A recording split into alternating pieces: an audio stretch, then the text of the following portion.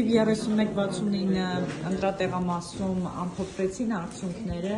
բացարձակ առաջատարար քաղաքացիական պայմանագիր է 403 քվեով, ինչ կասեք։ Ես կարծում եմ, որ կոնկրետ տվյալ ընտրատեղամասում տեղի ունեցածը չի կարող համարվել որևէ չափորոշիչներով ազատ, արդար ու թափանցիկ ընտրություններ։ Թե ինքս, թե վստահված անձինք, թե լրագրողները վաղ առավոտից պարբերաբար ֆիքսել են մարդկանց ուղղորդման զանգվածային դեպքեր։ Դա եղել է շարունակաբար, առհասարակ ընտրատեղամասի թե չափը, թե տեղաբաշխվածությունը չի համապատասխանում չափորոշիչներին, որովհետև ըստ էության փողոցի մյուս կողմում գտնվել է ԿՊ-ի ոչ լեգալ շտաբ,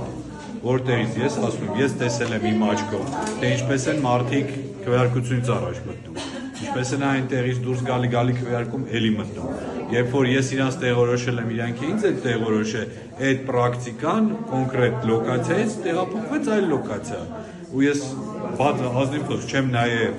կողքի տեղամասի արդյունքները, բայց գրեթե վստահ եմ, որ իդենտիկ ցուցանիշներ այնտեղ են լինելու։ Այսինքն 31-70։ Այո, որովհետև նույն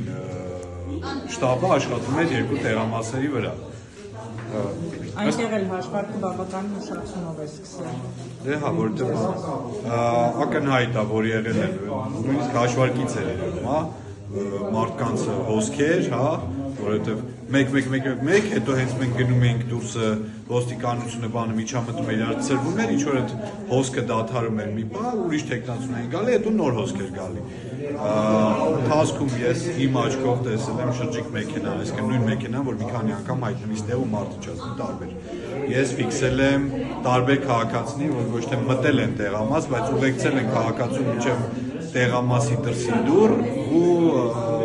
ակնարկել են, որ կհանդիպեն ինչ-որ այլ տեղ, օրինակ ես լսել եմ դպրոց անվանում են, չգիտեմ որ դպրոցն է։ Այնպես որ դա էլ համադրենք ընդհանուր քաղաքային միջինացված արդյունքներին, տվյալ տեղամասում օրինակ ԿՊ-ն գրանցել է ինչքան մոտ 50%-ով ավելի բարձր ցուցանիշ կամ համակարգային միջինը։ Դա կարելի էր համարել պատահականություն, եթե չլինեին բոլոր այդ արձանագրված դեպքերը։ Հա, ես ձեզ արդեն ասել էի, որ բանը ֆիքսել էի մարդ, որ ուզում էին բան անել, մի քիչ սխալ էինք հասկացել, ոչ թե տարեց մարդու էին, այլ երիտասարդ տղային փորձում էին ներկայացնել որպես հոգեկան հիվանդ, ով չէր կարող բան։ Ավելին ասեմ, մարդը ով իրեն ուղեկցում էր առավոտվա առնվազն 8-ից ակտիվ տեղաշարժի մեջ էր այս 3 լոկացիաներով ու 2 ընտրատեղամասերի միջև։ Այսինքն ես որպես դիտող, որպես ՀՀ քաղաքացի, որպես մարդ, ով քիչ թե շատ փորձառություն ունի, որևէ հիմք չունեմ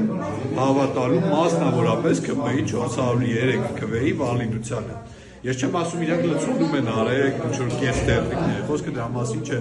Ես ասում եմ, որ ԿՊ-ն կիրառելով իշխանական իր ռեսուրսներն ու լծակները,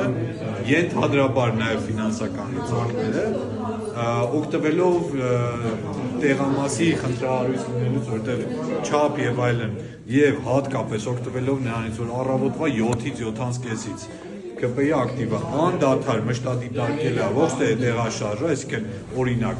ԿՊ-ի շտաբի աշխատողը հստակ գիտեր իրենց օրինակ ենթադրաբար պայմանավորված քաղաքացիներից, ովքեր են արդեն եկել տեղամաս, իսկ ովքեր դեռ չեն եկել։ Դա մեծ առավելություն է տալիս, հա, ծառայության ուղղորդման համար։ Այնպես որ ես կարծում եմ արդար կլինի, որ տվյալ տեղամասում անցկացված ընտրությունները անվավեր ճանաչվեն եւ անցկացվի կրկնակվեարկություն, նաեւ նշեմ, որ կոնկրետ այս տեղամասի մասով պետք է ուղղակի փոխել 25-30 քառակուսի մետրի վրա անհնար է կազմակերպել պատշաճ ընտրական process։ Էլ չեմ ասում, երբ որ 7 մետրի վրա ավելի մեծ ԿՊ շտաբ է գտնվում, որտեղ ասենց հեռադիտակներով բանով, բետերներով վերահսկում են ցանկացած տեղաշարժ։